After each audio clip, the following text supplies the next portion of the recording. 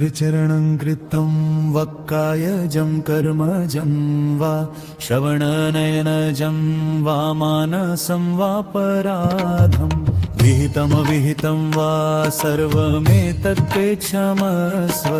जय जय करुणाब्धे श्रीमहादेव शम्भो। करचरणं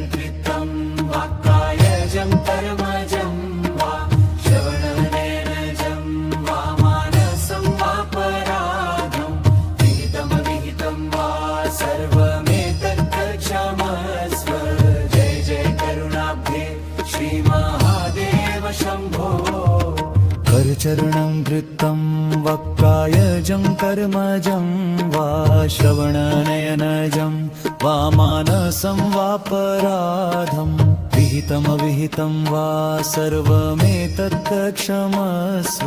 जय जय करुणाब्धे श्रीमहादेव शम्भो।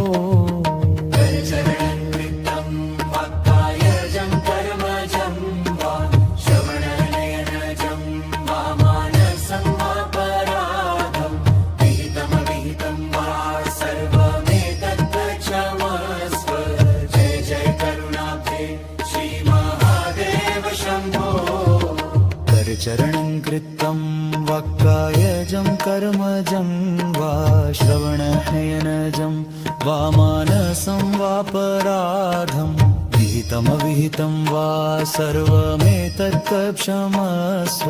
जय जय करुणाब्धे श्रीमहादेव शम्भो।